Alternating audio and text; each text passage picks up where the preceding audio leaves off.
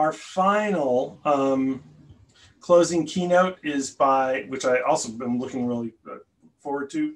It's by Keith Masback, and it's on geospatial intelligence and the future of our planet. So, Chris, thanks so much. I appreciate the opportunity. I have been furiously trying to rewrite my entire presentation based on Helena's advice and counsel. So at this point, everything's a complete disaster. But I just, I'm really inspired by what she had to say and her advice and counsel, because I think it was super helpful. Thank you so much for the opportunity. Thank you so much for putting the weight of this fantastic 2 days on my shoulder to try and kind of bring it together and leave everybody with some inspiring and thoughtful words. And I'll do my best to get there. We started. I've been able to hang in here quite a bit over the last 2 days, more thankfully than I thought I'd be able to, given my schedule. But traumatized by the idea of a fer de lance at the beginning. Made the mistake, for those of you who haven't made the mistake, of looking up mucocutaneous leishmaniasis. Further traumatized today with tarantulas. There seems to be a theme throughout here, beyond LiDAR, beyond saving and documenting the Earth for future generations of trauma. Just sort of drop through, and maybe that's something that Helena would recommend also to make things memorable. Maybe that was the trick. But my intent is to recover and share something interesting. I like to think of things through the lens of people, process, and technology. It's an old sort of construct that people like to use. Occasionally, they'll throw data into it in modern times to try and modernize it a little bit. But I do find it to be a useful construct. And I think through the course of my remarks here over the next 30, 35 minutes or so, and certainly hopeful that there'll be questions and we can get into a bit of a dialogue if I can stimulate some thought here down the home stretch, is around people, process, and technology, and things that are occurring that I think create great opportunity for the Earth Archive. The Earth Archive is so bold, right? And this idea of mapping the planet, that's a hefty term. That's a big, hairy, audacious goal, right? And doing it for today and for leaving a legacy for tomorrow, for understanding and documenting our past so that we can hand it to the future, and so that we can be prepared and we can be more active than just reactive. As we have talked about over the last few days, the things that are changing around us because we are causing them or because they are happening, or some combination thereof. So I want to start by talking about some revolution associated with technologies that are happening in this geospatial world that I think brings us to this very interesting time. Many of us who have been involved, my background is primarily in national security related remote sensing and geospatial and analytics stuff. We saw this coming. We've been talking about some of the things that are happening now for quite some time, but it took a series of small revolutions, and in some case, perhaps some evolutions. We can certainly argue over which was which. But they look like a series of technological evolutions and revolutions that all added up in a sort of a confluence that created something that we coined, a few of us coined a few years ago, this idea of a geospatial revolution. And then I'm going to talk a little bit about the construct of thinking through it as geospatial intelligence, and why that is something that started as a term made up of out of whole cloth in the government. And because the government made it up, it was signed into law. So that's a wonderful thing about making terms up in the government, is they can actually become the law of the land very quickly. But talk about why there's value, I believe, in extending that construct outside of the national security realm, and particularly why there's applicability to this wonderful initiative related to the Earth Archive. And then talk about, I think towards the end, some things that I learned as a nonprofit executive for 10 years about nonprofit leadership and management that I think is at the heart of this, and partnerships and those types of things. So first is to talk about this geospatial revolution and those enabling technologies that all sort of had to come together. So the first was ubiquitous precision geolocation. We went from large devices that were backpackable, perhaps early on when we had early PNT, GPS systems, precision positioning, navigation, and timing, to where we're all carrying around precision navigation devices, GPS enabled, and further enabled by picking up other Wi-Fi signals and cell signals and things, and working it all together. So that near ubiquitous precision geolocation sets the foundation for a lot of this other things that happened during the course of this geospatial revolution. The second is an absolute remarkable coming of age of remote sensing. We had electro-optical imagery from space. It starts with the provenance. Well, we start, of course, in balloons, and we move to pigeons and aircraft over time, and rockets, and a little bit, but aircraft, and then we go to space for national security purposes. But it was the provenance of a few nations, and then it began to get into the commercial world, and we had the evolution of this wonderful instrument in terms of Landsat over time, and now the things going on in Europe with respect to Sentinel and other constellations that they're working, and then now with Space 2.0, with new space, we're seeing a proliferation of electro-optical and synthetic aperture radar and LiDAR, in fact, on the horizon, and hyperspectral, multispectral, hyperspectral, and even radio frequency RF from commercial space. And it is such an exciting time. It is such a remarkable time to be involved in that. But so you take that precision geolocation, and now you add in this just absolute proliferation of remote sensing capabilities from air, from space, from stratospheric balloons from space, from handhelds, from phones with LiDAR now. Recently saw the scans of the catacombs under Paris, just absolutely remarkable. I think they were just done with an iPhone, and if you haven't seen that, you should take a look at it. So this remote sensing, as I would say, from phones to drones to balloons to space, absolutely remarkable.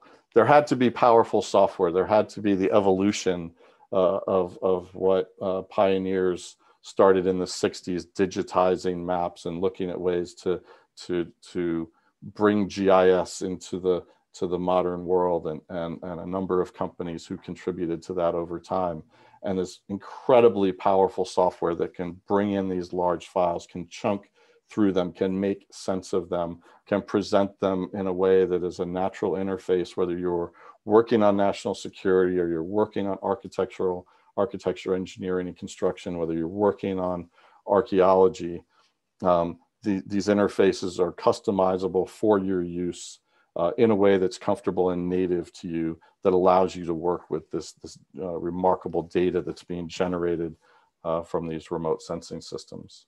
Along with that powerful software had to come a spread of broadband. And certainly I've been blessed in life to live in a number of urban areas. I lived and live now, grew up and live now in the New York metropolitan area. And I've lived in Berlin, and I lived in the DC area. And so I know that there are plenty of places that don't have fantastic broadband connection, and it's a problem both here in the United States and certainly abroad. But it's spreading rapidly, and that creates opportunity. The bandwidth increasingly becomes available, and of course with things like Starlink and other proliferated low Earth orbit communications means, we're going to see a spread of that internet, that ubiquitous transport layer into space, even as broadband continues to spread here on the ground. Look, I'm old enough to remember, right, when I wanted to send a picture of the first grandchild in the family, my son, to my parents, and it was a matter of hitting send on that clunky interface, maybe in AOL or something, and a dial-up modem, and hitting send before you went to bed, and hoping against hope that you'd wake up in the morning and found out that single picture had made it to the other side. But of course, inevitably, something had happened overnight, and it hadn't. But we're in a very different place now. In these very large files, we are able to move them around, and we are able to store them in the cloud, and we're able to access another technology that also had to happen, which is powerful processing. Processing had to become more powerful, and it had to become more available. And really, very, very powerful processing in the form of GPUs, and being able to get on cloud services, on AWS, on Azure, Dell, other clouds, and being able to spin up GPUs by the pound and use them for when you need them, and then not pay for them when you're not using them, and really have a different idea of how we could manage these humongous files, these large data sets that are part and parcel of what we do when we start talking about geospatial and remote sensing, including LiDAR, right? So the processing power, and then the data analytics that had to be part of this, and moving towards increasingly machine learning to support AI, and then throwing computer vision in with this as well, because that all kind of comes together to give the analytic capability to start to move towards understanding and unleashing the power of the machines. What are the machines going to do well? And what do the humans do well? And what do they do well working with one another? Because that seems indeed to be the sweet spot right now, is an experienced, curious human being able to bring things that the wetware of the human brain, the agility of that, again, the ability to be curious, brings to the equation, allowing the machines right now to do the mundane, to do the repeatable, to pick things out, to show patterns, and to show when patterns are being broken, and allow the human to then focus their time on sorting out what does that mean, and then how do they go back in and continue to train the machines, and continue to do modeling and labeling, and allow the machines to come along, and that human machine interface and interplay will continue to evolve over time. And that equation of who's doing what in the data stream, who's doing what in terms of getting to the so what between the machines and the humans, is going to be a fascinating journey. Mobile, right? So I talked about how mobile enabled the near ubiquitous precision geolocation, but just the mobile devices and the ability to communicate, and the ability to do things on the fly, and the ability to serve up, again, geospatial data, whether online or offline, and the different approaches that have been taken, the things, right, that we can go back that Steve Coast and OpenStreetMap enabled, and what that has unlocked, and what, in addition to that very powerful software, the open source world and the open source software and the participatory mapping that has come up so many times during the last 2 days, all really wonderful, and all so much enabled by mobile. And then IoT, right? We didn't, those of us in the geospatial business, like, we didn't make the rules, but these Internet of things happen to be somewhere, and where matters in a unique way. And so that's another part of this. IoT in situ sensors that are throwing off tremendous amounts of data into the data streams, and being able to feed back constantly, whether one is trying to measure what's going on the four corners of a building during a tremor in San Francisco, or the ones trying to understand differences in heat and stream gauge data, and the amount, this wonderful, wonderfully rich data set that we're enabling, especially, certainly as it relates to understanding our Earth and understanding our changing Earth and Earth systems. So all those things together, and not that that's an exclusive list, but those were the things that a number of us sort of talked about as being the enablers of this geospatial revolution. And this came right around the time that, for reasons that don't necessarily have to get into today, happy to talk about it offline with anybody, how we got to this idea of making the term up geospatial intelligence. And I just want to share what I mean when I say geospatial intelligence. There's not necessarily a common definition of this. There is a legal definition, as I mentioned earlier, when the National Imagery and Mapping Agency was transmogrified, if I can borrow from Calvin and Hobbes, into the National Geospatial Intelligence Agency. We made the term up for a variety of reasons again. So what is it? Well, when I speak about that term and why I believe that it's a useful construct across multiple verticals, across multiple areas of study, is it's the intersection of four things. It's the intersection of remote sensing, again, from phones to drones to balloons to space, and geospatial and location data and information of all types and layers. So that can be mapping the ocean floor to the littoral, to vertical data, right? We can certainly think of this something that I think is really part of the future of this entire sort of milieu that I'm describing, is this idea of getting at voxelating, right? And the things that Peter Atala talked about. But the layers of geospatial and location data and information to include human geography, right? To include history and religion and language and culture, and all of that stuff is that in that second piece. So remote sensing, the geospatial and location data and information, and then data analytics, and then data visualization. So it's those four things working together towards some end, or how when I say geospatial intelligence, that's what I mean. And through the lens of the Earth Archive, right, we talk about what we're doing with respect to LiDAR collection and the point clouds and the things that we can do along with that, and how that is supplemented.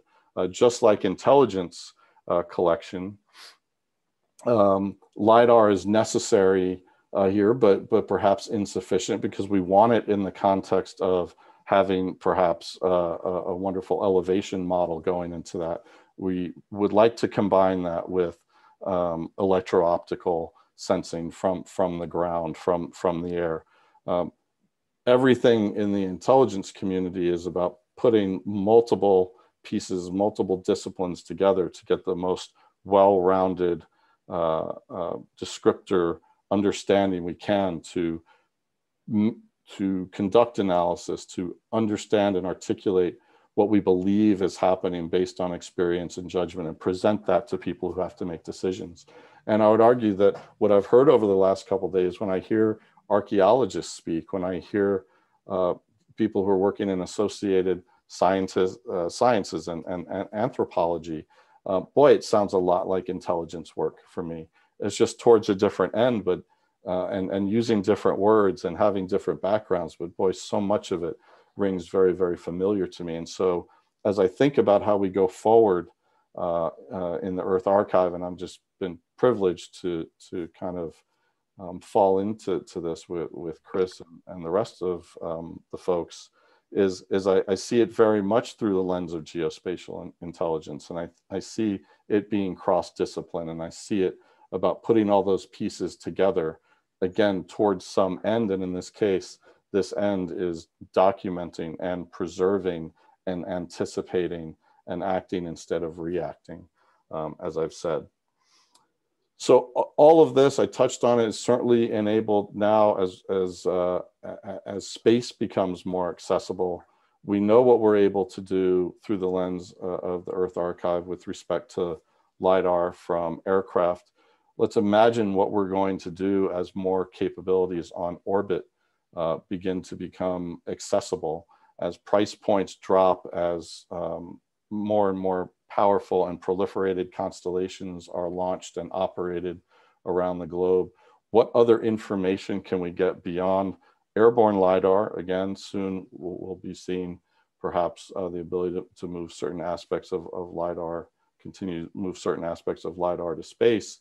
But how can we put some of these other things together? We're going to be getting so much synthetic aperture radar data now in the commercial world in a way that we've never really seen before. And getting at other parts of the spectrum through multispectral and hyperspectral. And it just becomes very, very rich. And look, hypercubes are big and they're dense and they're hard to work with. And it's important to get to signature libraries to make them useful, right? And we understand that, but the opportunity there is equally rich and equally exciting. And so again, I see this problem, I see the Earth Archive as a multidiscipline opportunity, and very, very much will ride on the back of what is being created right now in Space 2.0 in new space. And one of the messages I certainly like to bring along is that I've been sharing with people is the moon is a lot closer than we think. And I don't mean that in terms of physical proximity, but in terms of temporal proximity to being more and more engaged on the moon. And so there's an Earth archive. We probably also need to be thinking about a moon archive and a Mars archive. But we probably have a little bit left to do here on Earth before we get to those things, but it ought to be in our frame of reference. I do want to touch on this idea. I just wrote a note to myself earlier today. This idea of moving from 2D to 3D to 4D, I think, is really critically important. And it sounds relatively straightforward and it sounds relatively simple, but to be sure, thinking in that realm, being able to think about things both in a 3D contextual environment, getting into a voxel, and then being able to articulate and understand that over time is so exciting. That's just things that we've done very manually, or things that have been sort of cut and pasted together. Now we really have the ability to collect and to process and to put together and to be able to have a slider bar to play things forward and play things back. And as we gain data and as we gain information, to be able, again, to project in the future. That's another thing where I see through my lens as an intelligence professional, the criticality of we talk about anticipatory intelligence. The idea is it's less helpful to tell a commander or decision maker what's happened than to have great ability to, with some level of certainty, talk about what will happen. And that, as I've touched on just here in a few minutes of my remarks, is something that I keep coming back to with respect to Earth Archive, is not just looking back, but being able to understand, anticipate, and mitigate going forward. So 2D, 3D, 4D. Another note that I took that's sort of related to this whole idea of looking back and understanding now and anticipating forward is this issue we heard has come up more than once over the last 2 days of uncontacted peoples, and what are we going to do when we start revealing things that have not previously been exposed. And on one hand, that's incredibly exciting. We're going to both see it for the first time, perhaps characterize it for the first time, preserve it for the future. But in some cases, what are the unintended consequences here? And I know this has come up a few times. And I just say, by way of a related anecdote, when I had the opportunity to be on and chair the National Geospatial Advisory Committee under the Department of Interior. And actually one of the last things we worked on before my term limit pushed me out the door there was that we had done a wonderful job. There had been some work in the Department of Interior and other associated parts of the federal government working with states and tribes and localities to identify sensitive tribal areas that needed to be preserved and protected. But that data became, the data was in the public domain. And so for nefarious actors, for those who wanted to do, wanted to plunder or what have you, it actually was a roadmap to tell them exactly where to go. And so having to think through that and having to understand that, when are you able, have you had the ability and the opportunity to gather, this really important data and information, and when does it need to be protected, and how do we manage through standards and protocols to understand when something is designated as protected, and what does that mean, and how is that data and those data and that information managed over time. And this also gets to standards. That's something that I'm very heartened to hear is part of the Earth Archive discussion. Standards, as I like to say, are very important and very critical. That's why everybody likes to have their own, right? And that's where things break down. Perhaps this will be further traumatizing, but another thing that I've heard people talk about with standards, which is standards are like noses. You'd always rather pick yours than somebody else's. So standards are only standards when they're agreed upon and they're proliferated, and they can guide. And they are things, which you can pivot from. You don't have to have yourself held hostage to them, but there has to be an agreed upon set of standards. And part of those standards must address the data and information that will not be shared, that will be protected in some way. And I think, again, happy that we're talking about that, and that needs to continue. And we need the best minds in this effort thinking through all that. During the course of my 30 plus years in this, I had the opportunity to lead a nonprofit educational foundation that it was a 501c3, but sort of funded itself like a trade association of geospatial intelligence stuff related to national security. And I often say, I don't often think that I've looked in the mirror and seen a nonprofit executive looking back, but after doing it for 10 years, one would think I maybe did learn some things by osmosis. And one of those things, again, something that's come up over the last couple of days is understanding how to empower volunteers, how to create and sustain partnerships. And that here is sort of in order: academia and government and industry. And how do you sit at the intersection of those three things and understand both the opportunities and the limitations of people who are working in each of those three, and some people who are working crossing over between two or three of those disciplines and moving throughout. But the Earth Archive is going to be dealing with all three of those things all of the time, and has to understand constituencies, has to understand motivations, has to have an ethos of people leaving their individual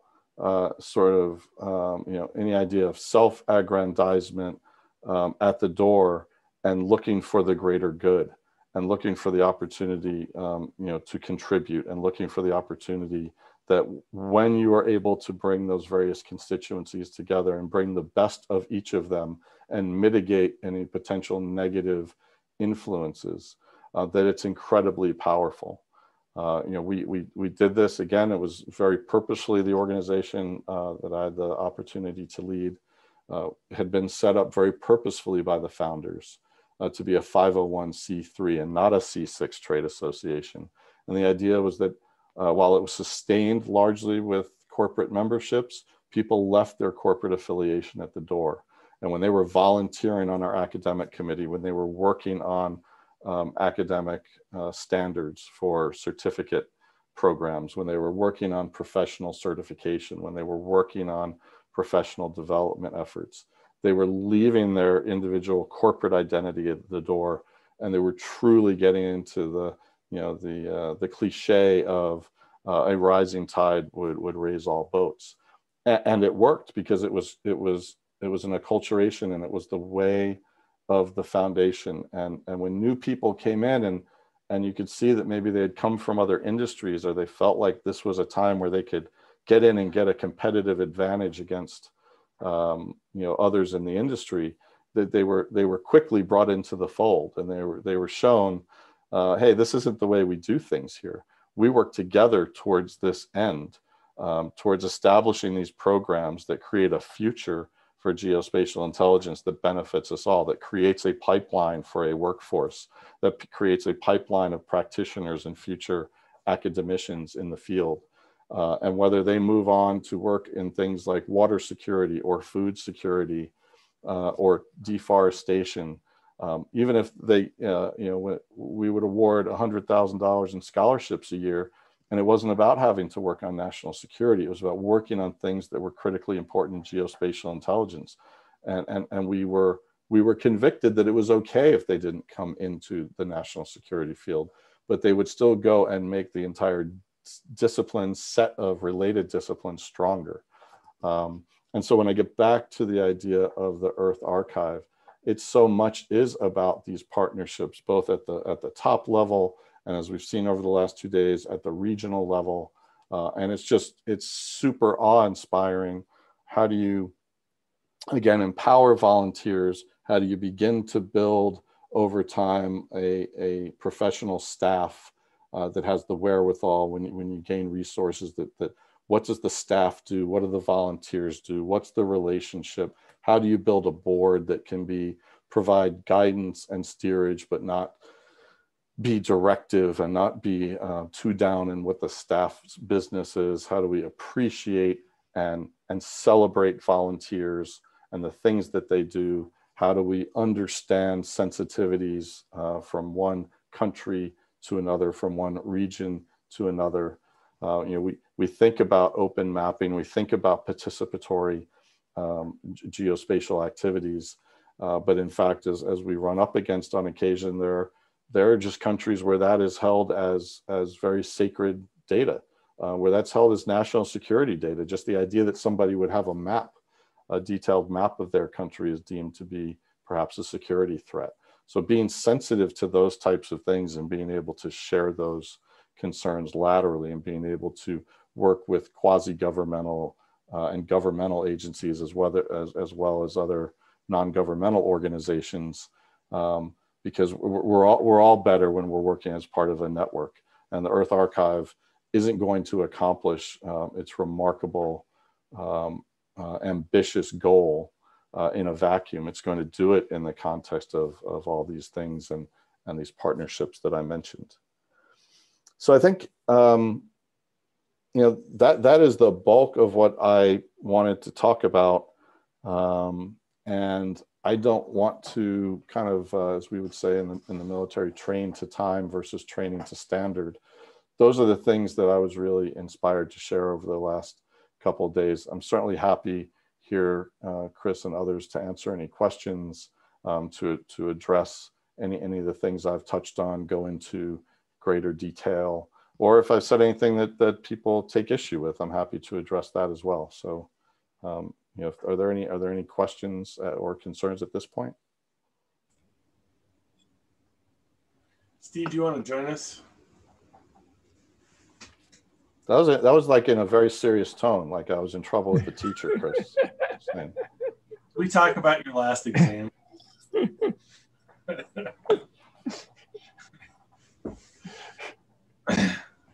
Do you have a question or comment for Keith? And then I'll go.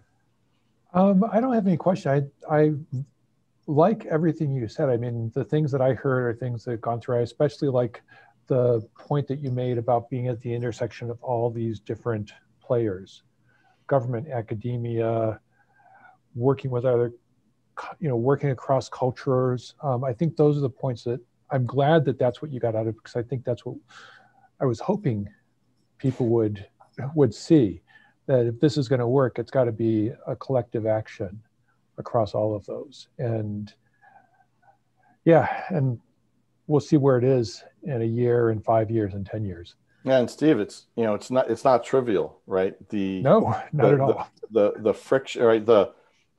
the technical part of this isn't trivial, but let's just put that over to the side. I think again, thinking about this through people, processes, and technology, we'll figure out the technology, right? And technology will advance, and we will be able to avail ourselves of remarkable technology now and over time. Processes, this idea of getting at standards, which is already clearly embedded in the discussion, that is just so vitally important to this. Processes, we'll figure out the people part, and where the people bleed over into some of the process stuff. Man, that's hard, and it's hard in a more homogeneous operation, right? It's hard in the local homeowners association, right? Boy, it's hard when it's at a local level or a state level. And this just goes well beyond that. And again, this crosses borders and this crosses cultures, and it's hard, and that's okay. We have to recognize that all the time, because it's going to be hard, and some days are going to be harder than others, and some problems are going to be more vexing than others. But as long as we're all very clear-eyed about that collectively, and then in the largest sense of the family, the village that it will take to accomplish the Earth Archive, the better off we'll be. Well, what you just said is what my major professor when I was a master's student in Wisconsin is a guy named Tom Lillesan, who was in remote sensing, and his advisor. It was interesting to have his PhD advisor, Jim Clapp, on the same committee with him for my master's. But they both were like, the technology is the easy part. The people are the hard part. And those were two, civil engineers in this stuff back from the 50s, maybe even earlier than that, with Jim Clapp. But I took it and like, okay, yeah. But then it's really the truth. That's the hardest part of it. And then when you start adding in different countries, different cultures, and I've worked, in different places over in West Africa, Madagascar, South Africa, Southeast Asia, working across cultures is also very challenging. And it's, as I said, we'll see where it goes. Well, and certainly we in the United States have a horrendous track record of ethnocentrism and a relative inability to understand and appreciate and interact with other cultures. And sadly, we it's not a lesson learned, right, unless behavior has changed. So the military has to refigure this out, every time we go into operations overseas, is how bad we are at this. And then about the time we catch up, we've left. We used to say we could always count on, as an intelligence professional, one of the things, like, there were two things that we could tell that were good indicators of where there might be conflict, right? One, if Christian Amanpour or Anderson Cooper shows up there, then things are probably going to get bad. And so that was an important indicator for us in our sophisticated trillion-dollar intelligence system. And another was that most conflict is going to happen at the intersection of 4 map sheets in a place where you don't speak the language. That was another key indicator. We have always said that the grand challenges for the Earth Archive are the social ones, not the technical ones. And I truly believe that. And I believe that, there's some major technical challenges, but they're resolvable. And resolving those technical challenges will actually be of great benefit to the geospatial industry. But those social challenges, those are the ones where we're going to spend most of our time trying to figure out and resolve. And those are the ones that keep me, those are the ones that scare me. Those are the ones that keep me up at night. And I'll just say as an aside, when we were in the Mosquitia jungle, there was the organizers of that, the government and the organizers of that expedition were trying to get Anderson Cooper to come down there for a day. And I was like, man, you guys don't. Nothing good happens. We don't want this. We don't want that to happen. No, it's if something good happens, it's not good TV, right? So inevitably, it's going to be something horrific. probably would have got leishmaniasis, and that would have been a whole mini docu-series of. Yeah. Thanks for raising that again, Chris. But you know, when I give that talk, and I talk about it that way, I put up a picture of puppies. So you're it's like they're like emotional support puppies for that talk. Basically. Yes, exactly. Yeah. So, but again, what this screams for, and which I'll give you credit for, sort of, I think the Earth Archive effort is already moving clearly in this direction, is, you know, diverse teams beat non-diverse teams 11 out of 10 times. The best teams I've ever been on were not just diverse in all manner of ways, but then in disciplines as well. You know, I've got a poli-sci background, a strong liberal arts background, and sure, I can certainly, you know, bump heads with engineers, but when I'm teamed with them on a problem, those very different worldviews, those very different approaches to problem solving, those very different personality types. That's when magic happens, right? When you can create the environment that allows those discussions to happen. And when we take the technologists who are going to solve these technological challenges of the Earth Archive, and we put them with archaeologists and anthropologists, and we start to mix those streams, I mean, that's the secret sauce of, I think, of this whole effort, to your point. Awesome. Well, I know people are in the lounges waiting for us. So they're WhatsApping me. So I think we probably need to kind of wrap it up. Thank you so much, Keith, for agreeing to speak and for doing that wrap up. And, you know, I don't know if we have a comment from Barbara Ryan here about how, what an excellent synthesis that you've done. And I want to echo that. Barbara's very kind. Thanks so much for, yes, she is. Thanks so much for agreeing to do that and, you know, talk with us. And we're just going to keep bugging you. No, look, I'm going to commit right here in front of everybody. I'm in. All right. Okay. I'm in. This is too important to not be a part of this. Yeah. I've had the opportunity, so many wonderful opportunities in life, personally and professionally. It would be irresponsible for me not to take that and throw some of that into this. Well, thank you so much. Thank you very much. This will be the before and after day, and you'll know the after day. You'll be like, why? I'll take it. Whoa. What was I thinking? So anyway, well, thank you so much, Keith. And thanks Steve, again.